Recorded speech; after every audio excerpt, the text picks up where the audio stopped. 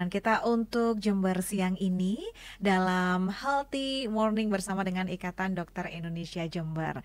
Nah, kali ini pendengar kita akan bersama dengan Dokter Dini Fitri Lia, spesialis THT. Kita sapa dulu. Selamat siang, Dokter. Siang, Mbak Retno. Oke, sehat ya dokter. Terkait dengan kejadian ataupun mungkin jika kita mengalami hidung berdarah, apa saja faktanya, penyebabnya apa aja, dan bagaimana sih solusinya kalau kita menghadapi hidung berdarah. Baik dokter, ini adalah satu hidung berdarah itu kan seperti bisa dibilang ini banyak yang mengalami ya dok ya. Iya, Orang betul. kepanasan, pingsan, hidungnya berdarah, atau Betul. biasa kita nyebutnya mimisan gitu ya dok ya. Iya, betul sekali. Tapi apakah setiap darah yang mungkin keluar dari hidung itu pasti mimisan dok? Nah, ini dia. Jadi hidung berdarah itu bisa jadi mimisan seperti yang Mbak Retno bilang, tapi juga bisa pilek yang bercampur dengan darah. Pilek bisa ada darahnya dok? Pilek bisa juga ada darahnya. Jadi tergantung penyakitnya. Oke, dok. Jadi hidung berdarah ini merupakan suatu gejala, bukan suatu penyakit. Nah, kita harus cari tahu dulu nih penyakit sumbernya apa. Apa yang kalaupun ada hidung berdarah itu merupakan suatu gejala. Jadi kita harus cari tahu apa sumbernya, apa penyakit intinya. Nah, penyakitnya itu yang harus kita obati. Oke, gitu.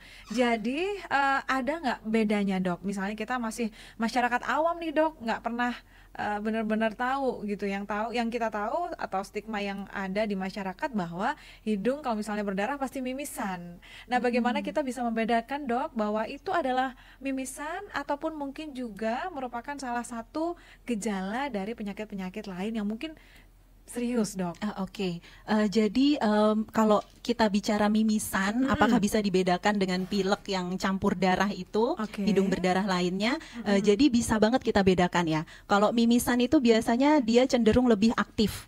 Sedangkan pilek campur darah, darahnya keluar hanya sedikit-sedikit. Apakah keduanya berbahaya? Ya.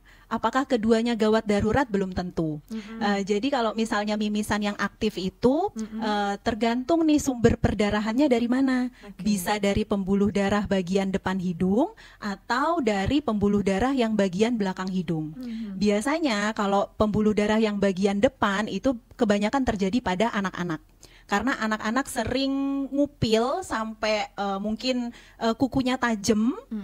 Jadinya sampai merusak mukosa yang ada di hidung bagian depan. Sedangkan mukosa yang di hidung bagian depan itu sangat kaya akan pembuluh darah.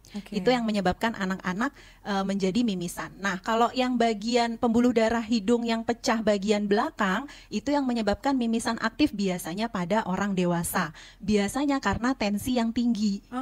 Jadi dan ini cukup sesuatu keadaan yang gawat darurat, harus segera diatasi karena kalau secara awal berhenti sendiri. Mimisan itu? Mimisannya pakai pada daun anak. suruh dok? Itu yang berkembang di masyarakat demikian. Iya, kan? betul, Begitu betul, mimisan, orang tua pasti akan bingung cari daun suruh nih dok untuk betul. dimasukkan ke dalam lubang hidung. Iya. Dan tujuannya untuk menghentikan. Gitu. Prinsipnya Itu kenapa sih dok kok bisa maksudnya masyarakat atau bapak ibu kita dulu itu pasti menganggap bahwa menyelesaikan mimisan itu dengan daun suruh dok. Nah itu ada benarnya ya, karena prinsipnya sebenarnya untuk mimisan yang bagian depan pada anak-anak itu prinsipnya harusnya hanya ditekan. Gitu ditekan aja cukup dipencet aja hidung bagian depan selama 5 menit, biarkan anak nafas lewat mulut, itu selesai masalah. Dengan memberi daun suruh atau daun sirih itu kita memasukkan sesuatu ke dalam hidung. Saya agak kurang paham dengan kandungan yang terdapat di daun sirih tersebut ya, tapi prinsipnya daun sirih itu kan bukan daun yang lunyu seperti kain, tapi dia ada keras-kerasnya sedikit dan itu digulung dan dimasukkan ke dalam hidung ya. Itu juga tujuannya untuk menekan pembuluh darah yang ada di dalam hidung. Jadi pembuluh darah yang di dalam hidung itu adanya di bagian tengah, di antara kedua lubang hidung. Pada saat daun sirih itu dimasukkan, harapannya dia menekan pembuluh darah tersebut, jadi otomatis mimisannya akan berhenti. Oh, berarti dari karakter daunnya itu yang mungkin ya, Dok, yang bisa membantu ya, betul. Dok. Bisa jadi saya kurang paham untuk kandungan herbalnya bagaimana untuk daun sirih. Bisa jadi mungkin ada zat aktif juga untuk mengurangi perdarahan. Tapi ini hanya berlaku untuk mimisan yang di bagian depan hidung.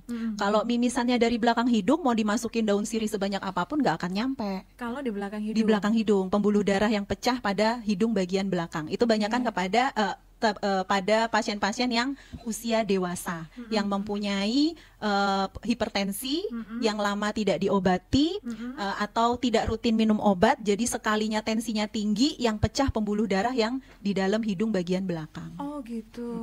Tapi sebenarnya ini keuntungan buat si pasien ya, karena kalau yang pecah pembuluh darah di dalam otak kan beda lagi ceritanya ya. Ini banyak sekali lebih kasusnya, bisa, Dok, ya? Betul, lebih bisa mematikan. Jadi banyakkan pasien yang seperti itu kadang tidak mau minum obat darah tinggi, tidak mau minum obat hipertensi. Jadi dengan adanya perdarahan itu suatu warning buat mereka supaya minum obat. Jangan sampai pembuluh darah yang pecah itu yang otak. Kalau pembuluh darah yang pecah yang di otak kan beda cerita, bisa langsung nggak sadar ya. Kalau di hidung tergantung kecepatannya si pasien untuk menuju ke IGD. Betul, ke IGD rumah sakit. Mungkin dimasukkan obat-obatan, tensinya langsung diturunkan. Pada saat itu hidungnya tidak diapa-apakan pun dengan tensi diturunkan biasanya sudah berkurang mimisannya. Gitu. Dengan mengkonsumsi obat-obat yang mungkin menurunkan tensi darahnya. Betul. Itu otomatis akan mengurangi pendarahan dari hidungnya, ya. Memang prinsipnya pembuluh darah di hidung itu banyak sekarang di depan, itu pembuluh darahnya meskipun kecil-kecil tapi banyak dia seperti anyaman pembuluh darah. Jadi dan itu bisa kita capai dengan memencet hidung bagian depan. Jadi cenderung banyakkan orang tua panik juga ya. Jadi nggak tahu bagaimana cara menanganinya. Sebenarnya cara menanganinya gampang banget, cukup dipencet hidung bagian depan yang bagian persis di bawah tulang hidung ini kan ada jaringan lunaknya. Nah, persis di situ dipencet, biarkan anak nafas lewat mulut selama 5 menit udah berhenti sendiri. Pada prinsipnya tubuh kita kalau ada suatu perdarahan pasti akan berhenti sendiri selama dia normal. Tapi beda cerita kalau pembuluh darahnya lebih besar. Otomatis kan nggak mungkin bisa berhenti sendiri ya, harus dengan obat-obatan. Itu kalau misalnya mimisan ataupun kasus hidung yang berdarah pada anak-anak yang biasanya rata-rata disebabkan karena mimisan ya, Dok, ya. Betul. Mimisan pada anak-anak itu kita coba bahas mimisan dulu ya, Dok, ya. Sebentar ya, Dok, ya. Karena saya yakin ini banyak masyarakat yang pernah mengalami putra-putrinya demikian. Nah, Dok, mimisan yang terjadi pada anak ini faktornya biasanya dari apa saja, Dok? Jadi mimisan pada anak itu bisa jadi suatu keadaan yang normal, bukan merupakan suatu penyakit. Karena memang pada anak anyaman pembuluh darah yang ada di hidung bagian depan itu memang mukosa pelindungnya, dinding pelindungnya itu masih tipis. Jadi pembuluh darahnya sangat prominen sehingga trauma sedikit, misalnya anaknya ngupil dengan keadaan kuku yang agak panjang, itu bisa jadi langsung mimisan. Melukai. Betul, melukai karena trauma. Atau misalnya bukan trauma, misalnya anak sinar mataharinya terlalu panas jadi langsung mimisan. Itu bisa karena pembuluh darah kalau kena panas kan dia langsung melebar. Jadi kalau pelebarannya sudah maksimal, tidak mampu melebar lagi, otomatis dia akan bior mimisan kayak gitu. Atau pada anak yang demam. Nah, ini juga pembuluh darahnya semua melebar, demam, suhu yang tinggi, akhirnya pada anak mimisan. Atau sekali lagi itu suatu kegawat daruratan, tapi juga dapat ditangani dengan mudah. Untuk mimisan pada anak. Mimisan pada anak, betul. Nah, tadi kita dokter sudah menjelaskan ya, pendengar ya, bahwa mimisan pada anak ini bisa dibilang adalah hal yang normal. Ada beberapa penyebabnya juga, dan ini kalau misalnya orang tuanya udah sigap, udah paham bagaimana mengatasinya, tentu akan mudah untuk bisa menghentikan ya, Dok, ya. Betul sekali. Karena rata-rata mungkin karena disebabkan oleh itu tadi, cuaca yang cukup panas, trauma karena ada goresan dan lain-lain. Tapi itu mudah untuk dihentikan. Betul. Ini adalah mimisan pada anak. Beda halnya dengan mimisan pada orang dewasa yang tadi dokter juga sudah sempat menyampaikan bahwa rata-rata itu terjadi di hidung bagian belakang. Betul. Pembuluh darah yang ada di sana. Betul. Pembuluh darahnya juga pembuluh darah besar.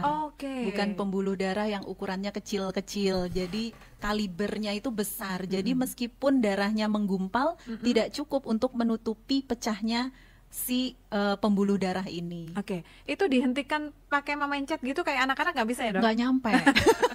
Karena letaknya di hidung bagian belakang. Baik. Dan dia ditutup, dilindungi oleh tulang tengkorak di hidung bagian belakang itu. Jadi solusi praktis untuk bisa menghentikan sebenarnya menurunkan tensinya segera. Menurunkan tensinya segera, kalau ada obat darah tinggi yang sudah lama tidak diminum, langsung diminum obat darah tingginya.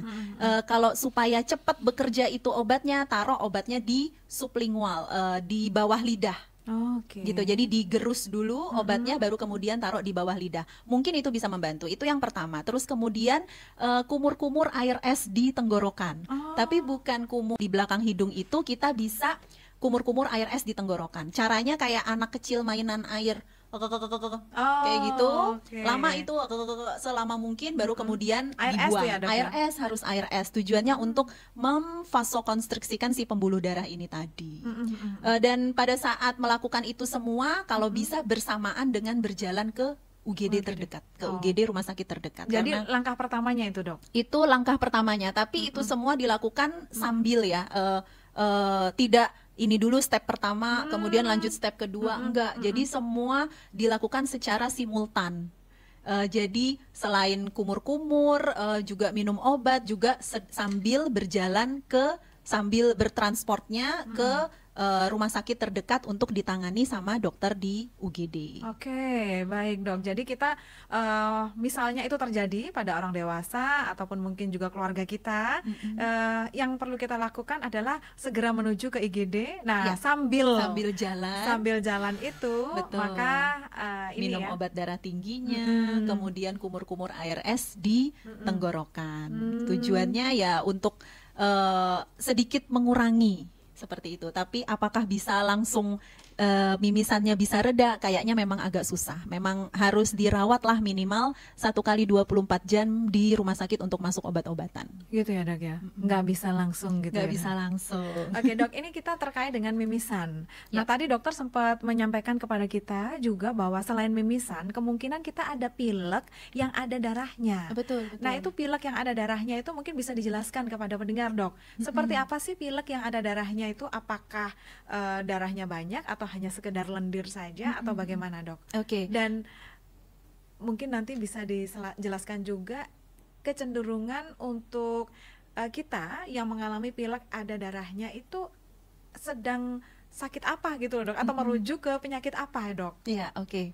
Jadi pilek campur darah itu bisa suatu yang normal atau abnormal atau tidak normal. Kalau suatu yang normal misalnya nih, keadaan lagi flu, lagi pilek, kemudian sisi terlalu keras, itu bisa menimbulkan trauma pada mukosa hidung dan ada tumor di dalam hidung.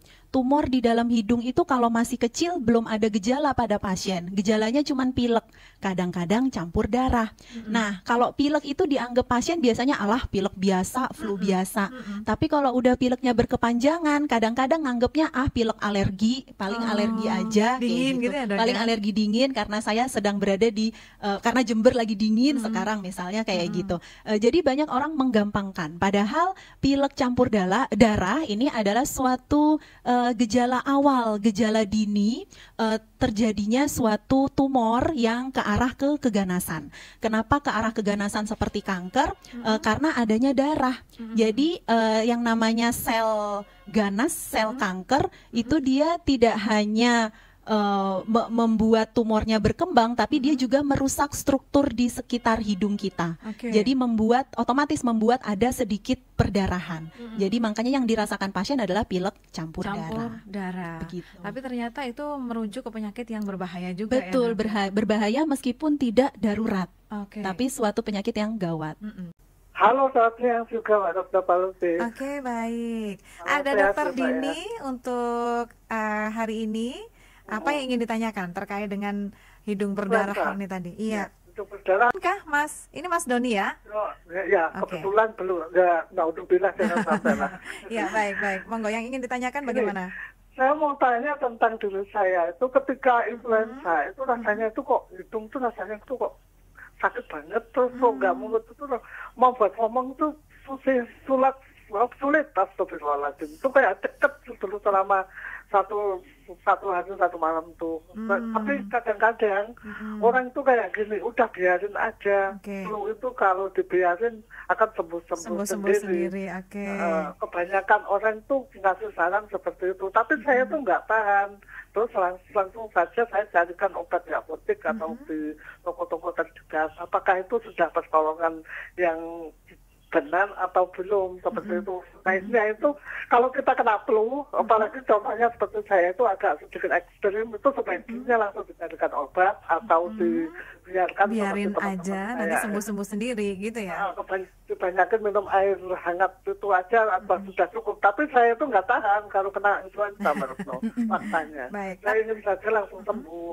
Tapi ketika saya minum obat salah satu apotek yang nggak usah disebutin mereknya, itu langsung sembuh karena semuanya ada paracetamol, ada semuanya sudah ada di situ.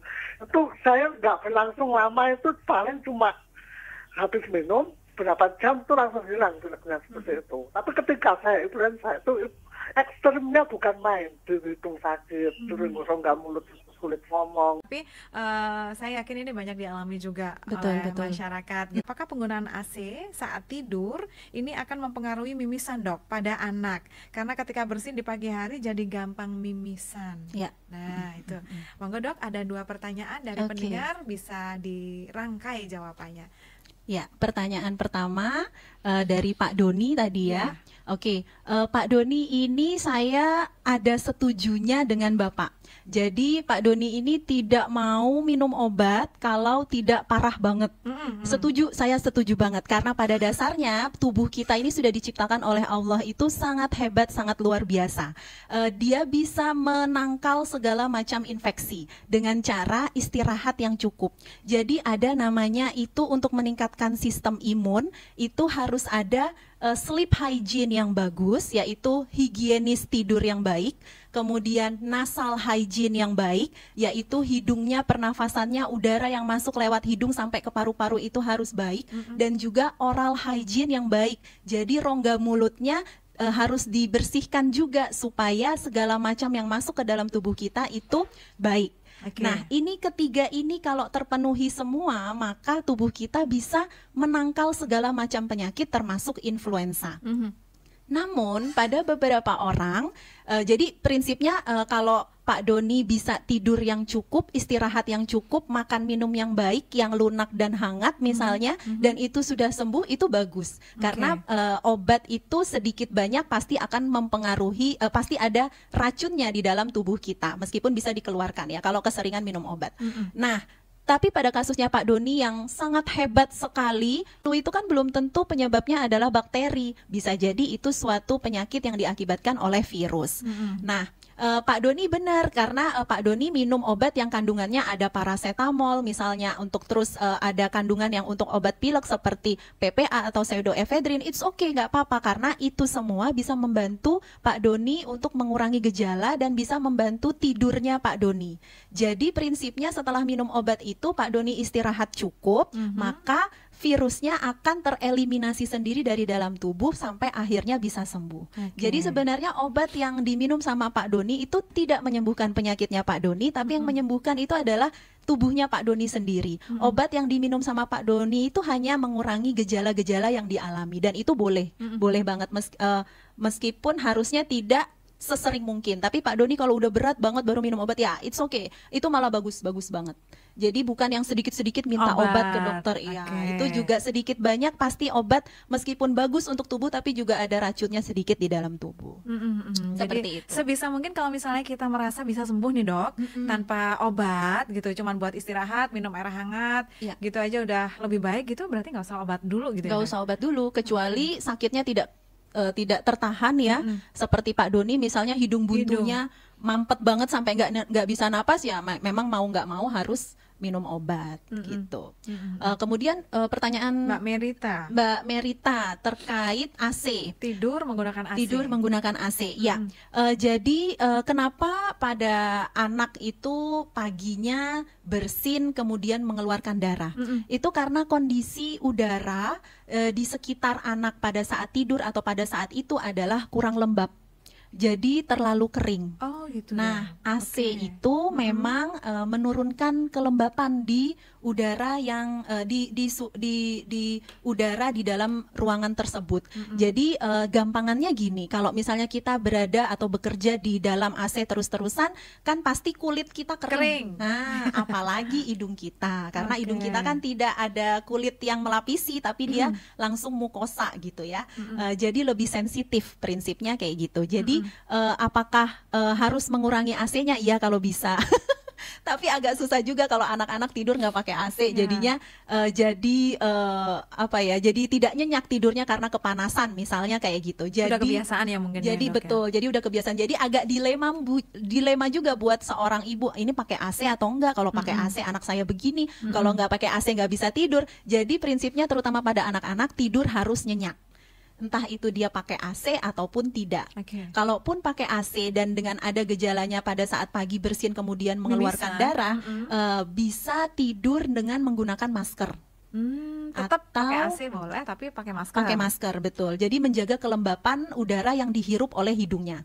Itu pertama. Apakah akan sesek kayak gitu? Enggak. Masker itu bukan kain yang dibekep ke dalam mulut sama hidung ya, tapi dia tetap bisa bernafas, tapi ada saringannya. Istilahnya kayak gitu. Tapi saringannya kan nggak bisa kita lihat seperti saringan kopi kayak gitu ya. Beda. Healthy ya. Betul. Menawarkan kelebihan. Betul, gitu. Jadi betul. ya berarti solusinya itu ya dok ya. Kalau misalnya sudah jadi kebiasaan bahwa tidur harus menggunakan AC untuk anak-anak supaya mencegah atau meminimalisir lah dok ya, meminimalisir bangun tidur bersin terus mengeluarkan darah atau mimisan, berarti tidur pakai masker. Betul. Terus kalau bersin juga mungkin dibiasakan anak, kalau memang sering berdarah, biasakan anak bersin itu dengan mulut yang dibuka lebar. Jadi bersinnya keluarnya tidak lewat hidung tapi lewat mulut. Itu bisa mencegah kerusakan pada mukosa di dalam hidung. Di dalam hidung. Mungkin salah satu usahanya itu. Tapi biasanya itu refleks ya dok ya. Bersin itu ya berarti pasti pakai hidung gitu. Iya betul. Nah itu bisa menyebabkan, karena kan itu tekanan ya dok ya. Bersin itu kan terjadi tekanan mungkin ya di hidung. Atau begitu dok, sampai akhirnya mungkin sedikit ada luka atau geseran di sana. Iya betul, bersin itu tekanan ya, betul, tekanan. Jadi pada saat udara yang keluar terlalu besar lewat bersin, itu jadi menyebabkan mukosanya itu kayak terkelupas. Ditambah lagi sebelumnya memakai AC full, yang tidak semua orang bisa beradaptasi dengan dengan suhu udara yang kelembapannya diturunkan sedikit. Kayak gitu. Ini juga terjadi kalau misalnya bapak ibu yang pergi ke Arab untuk naik haji. Nah itu juga sama, karena udaranya di sana itu sangat kering, kurang lembab. Saya selalu menyarankan pakai masker. Banyakan bapak ibu itu di sana ya menghindari masker karena mungkin rodok sesek ya kalau pakai masker, karena sudah terbiasa tidak memakai masker, tapi efeknya adalah mimisan karena udara yang dihirup itu terlalu kering. Iya, dok, orang-orang yang berangkat ke Tanah Suci itu kadang memang pulangnya menceritakan gitu ya, keluhannya adalah mimisan. Betul. Salah satunya berarti memang karena udara di sana cukup kering ya dok ya? Ya, cukup kering sekali, memang kelembapannya beda banget sama Indonesia. Indonesia kan kelembapan 80%, 70-an persen ya. Kalau di sana bisa cuma 20-an persen, jadi sangat berbeda. Jadi udara yang kita hirup itu benar-benar menusuk hidung. Jadi saya sarankan untuk pasien di Tanah Suci itu biasanya pakai tetes hidung yang isinya itu untuk melembabkan hidung. Isinya sebenarnya cuman cairan infus biasa, cairan normal salin seperti kondisi cairan di dalam tubuh kita, cuman diteteskan lebih sering gitu aja. Untuk melembabkan tujuannya. Untuk melembabkan tujuannya. Kemudian kalau misalnya tidak ada, tidak punya, ya nggak apa-apa pakai masker, tapi mau nggak mau harus kayak gitu. Dok, mungkin terkait dengan mimisan ini dokter Dini sudah menjelaskan cukup rinci banget ya, baik pada orang tua ataupun mungkin juga yang sering terjadi pada anak-anak kita. Nah ini yang lebih butuh penjelasan adalah jika ternyata kita sedang pilek, ternyata ada darahnya, tadi disebutkan oleh dokter, sudah dijelaskan, mungkin indikasinya adalah tumor Oh ya, betul, betul. Jadi pada prinsipnya kalau tumor di dalam hidung, dimanapun tumor yang ada di dalam tubuh kita, itu kan suatu perkembangan yang tidak normal di dalam tubuh ya. Nah, itu pasti ada usaha dari dalam tubuh kita untuk membuang tumor itu, untuk mengeliminasi. Tapi apa daya, yang namanya tumor sudah melekat erat, dia tidak mampu. Lendir lebih banyak, artinya yang pasien rasakan adalah pilek yang berkepanjangan. Nah, itu satu. Itu kalau ada tumor. Kemudian berarti ini bukan flu ya, Dok ya? Bukan flu. Dia ya, betul. tidak flu tapi pilek. Tapi pilek terus-terusan. Pilek yang lama, tapi pilek yang lama juga ambigu sama alergi ya. Tapi biasanya kalau alergi itu spesifik. Biasanya di pagi hari, atau waktu dingin-dingin gitu ya, atau sore hari malah. Jadi waktunya itu lebih spesifik kalau alergi. Kalau tumor ini enggak terus-terusan, karena memang sistemnya dia, si pilek ini muncul untuk membuang si tumor. Tapi apa daya tidak bisa, akhirnya tumor ini berkembang lebih jauh. Kalau tumor ini berkembang menjadi suatu ke arah keganasan atau ke arah kanker, nah sel kanker. Ya, betul. Masalahnya kan di situ, Dok ya. Betul-betul, itu pinternya tumor. Itu yang membuat kita jadi merasa bahwa tubuh kita sehat, nggak ada masalah apa-apa. Nah, begitu gejala itu muncul, kadang itu ternyata stadiumnya udah lanjut. Betul. Nah, tapi kalau tumor itu memang dia pinter ya, dia bisa berbaur dengan tubuh kita sampai akhirnya kita nggak sadar kalau kita punya tumor. Tapi semua pasti ada gejala awal. Dok. Kalau di dalam hidung sendiri itu semua pasti ada gejala awal. Misalnya yang paling sering pada orang Indonesia itu kanker nasofaring.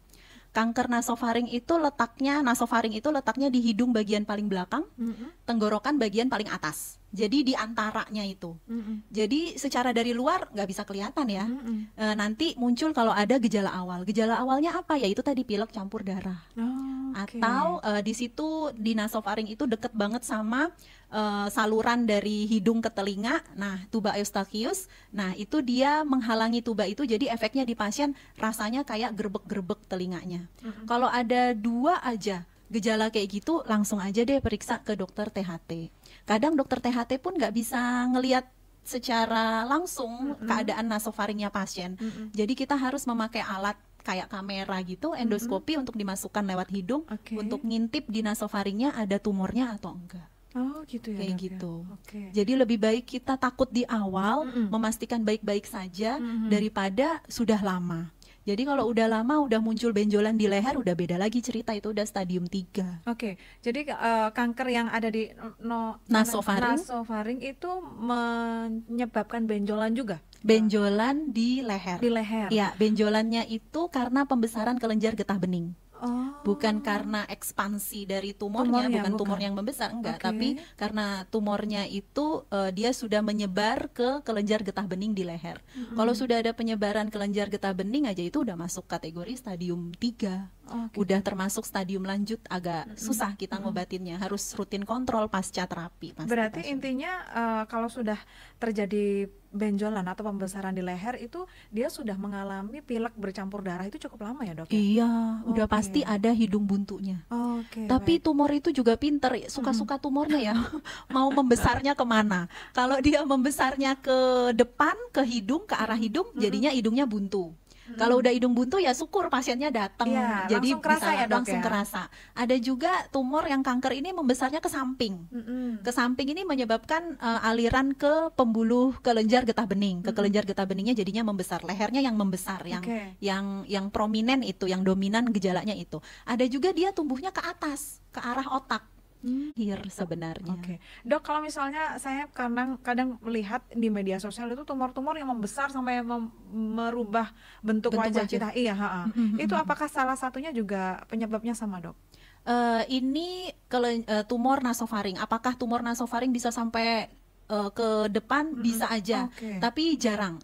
Ada tumor juga yang hidupnya di hidung.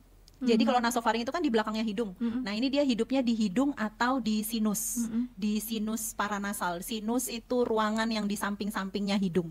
Nah, tumor yang tumbuh di situ yang kemungkinan bisa menyebabkan deformitas pada wajah. Jadi wajahnya kayak nggak simetri gitu ya. Misalnya hidung sama pipi kanan lebih bengkak daripada sebelahnya. Nah, kalau udah kayak gitu mau nggak mau harus operasi dong. Operasi.